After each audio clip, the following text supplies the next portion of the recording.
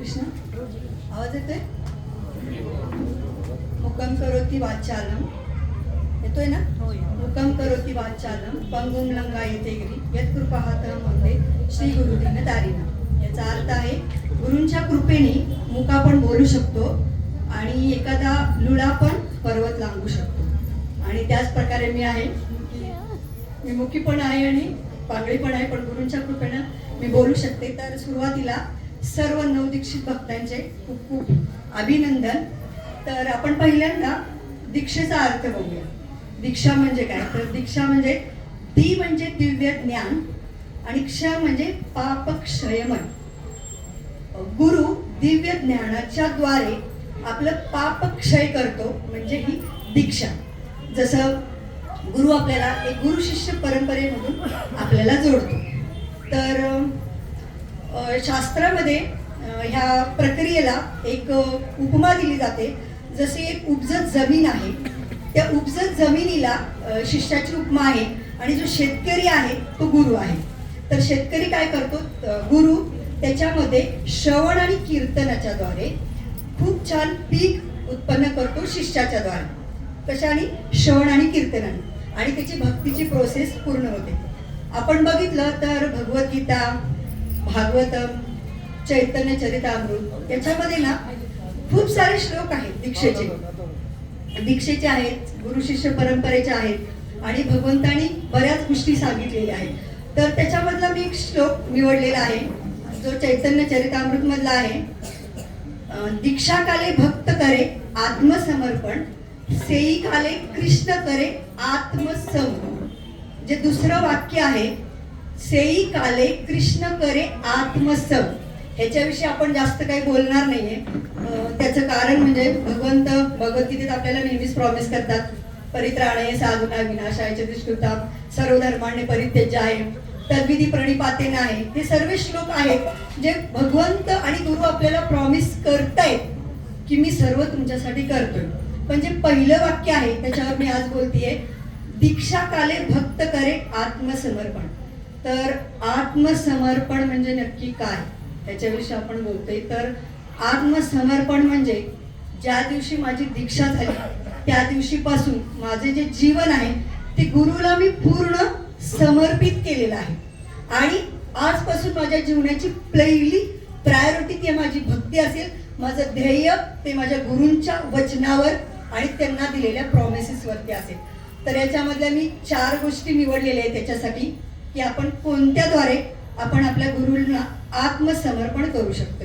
तर पहिलं आहे आपल्या साधना, जे आपण दीक्षेच्या वेळेला गुरुंना वचन दिलेलं आहे की मी नियमितपणे 16 माळांचा जप करेन। तर हा जो जप आहे, जे हरिनामाची साधना आहे, ती आत्मसमर्पणामध्ये सगळ्यात महत्त्वाची मानली जाते। कारण आपली 99% भक्ती आपली जपा अवलंबून आहे। उरलेल्या सगळ्या गोष्टी आपल्याला सप्लिमेंटरीली मिळतील, परंतु हरिनाम सगळ्यात महत्त्वाचा आहे। तर जे षडगोस्वामी अष्टकम आहे त्याच्यामध्ये म्हटलं जातं, संख्यापूर्वक नाम जप गतिभी। शास्त्रामध्ये सांगितलेलं आहे की संख्यापूर्वक तुम्हाला नाम जप करायचे। तर आपल्याला 16 माळांचा निर्धारित जप आहे तो आत्मसमर्पणासाठी सगळ्यात महत्त्वाचा आहे। तर दुसरी गोष्ट आहे आपल्या वरिष्ठांचे आज्ञापालन। तर बघा, ज्यावेळेला आपली दीक्षा होते आपल्याला वाटतं रे गुरु ज्यावेळेला मला डायरेक्ट येऊन सांगतील ना की ही सेवा कर किंवा हे असं कर ते तसं कर, तेव्हा मी ऐकेल। आत्ता मला काही गुरुनी इन्स्ट्रक्शन दिलेले नाही, पण आपल्याला समजत नाही। आपल्याकडे जे कॉन्सलर येतात, वरिष्ठ ब्रह्मचारी येतात, आपले वरिष्ठ जे भक्त आहेत, ज्यांनी अगोदर दीक्षा सिनियर वरिष्ठ आहेत, त्यांनी पण जे आपल्याला सेवा दिलेल्या आहेत त्या आज्ञेचं पालन करणं हे आपल्यासाठी गुरूंच्या आत्मसमर्पणा इतकंच महत्त्वाचं आहे आणि ते आपल्याला करायला पाहिजे। भगवद्गीतेमध्ये एक श्लोक आहे, यद यद आचरती श्रेष्ठ तत्तः इतरोजन। वरिष्ठ लोक ज्या पायंगडा किंवा आपल्याला गोष्टी रूल्स रेग्युलेशन घालून देतात त्याच्या मागणं चालणं, न की अनुकरण म्हणून आपण अनुसरण। म्हणजे समजा ती लोक 100% करतायत तर आपण 1% सुद्धा करून त्या गोष्टी आपण करू शकतो. आणि वरिष्ठांचे आज्ञा पालन करणं हे आत्मसमर्पणासाठी खूप महत्त्वाची गोष्ट आहे. तिसरी गोष्ट आहे प्रचार. जिवंतपणाचं एक लक्षण आहे. आणि गुरूंना जेव्हा वचन देतो आपण दीक्षेच्या वेळेला, तेव्हा आपण म्हणतोच की मी इस्कॉनच्या संस्थेमध्ये दासानुदास म्हणून अविरतपणे कार्य करेन. म्हणजे आपल्याला प्रचार हे एकमेव साधन आहे की आपण दुसऱ्यांना जे गुरुने दिलेले ते आपण देऊ शकतो. आणि चैतन्य चरितामृत मध्ये पण एक श्लोक आहे, जार देखो तार कहो कृष्ण उपदेश, आम्हाला आज्ञा आहे गुरु है देश. म्हणजे ज्याला तू भेटतोय त्याला तू कृष्णाचं ज्ञान दे आणि तू स्वतः गुरु हो. म्हणजे आपण जिवंत जर असू ना तर नक्की प्रचार करू. म्हणून आत्मसमर्पणाची ही प्रक्रिया आहे की तुम्ही नक्की प्रचार करा.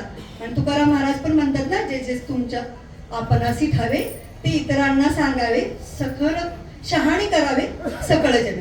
तर आपण प्रचारही केला पाहिजे. आणि सगळ्यात final, last not the least, वैष्णव अपराध टाळणे सगळ्यात महत्वाची गोष्ट आहे. बघा, दीक्षा झाली की आपल्याला नेहमी वाटतं की अरे तुम्ही आता दीक्षित बघताय, जे नवीन लोक आले ते दीक्षा खाली आहेत थोडीशी, आणि जे वरिष्ठ आहेत ना त्यांची दीक्षा झाली, माझी पण झाली, मी काहीही कोणाला बोलू शकतो किंवा मी काहीही उपदेश पण देऊ शकतो. पण आज सकाळीच आम्ही नित्ताई सेवनी माताजींचा एक क्लास ऐकला. ऍक्च्युली आम्ही त्या पण क्लासला हजर होतो. तर त्यातला एक व्हिडिओ क्लिप 7 मिनिटाची वेगळी बनवलेली होती. वैष्णव अपराध म्हणजे निंदेने काय होतं, आणि ते इतकं भयानक होतं. आणि बघा, आपण वैष्णवगीत पण एकादशीला म्हणतो, त्यात जे शुद्ध भक्त चरण रेणू आहे ना वैष्णवगीत, त्याच्यामध्ये एक वाक्य आहे, हरी नामे अपराधे तारे हरी नाम, तोमस्थाने अपराधे नाही परित्राण.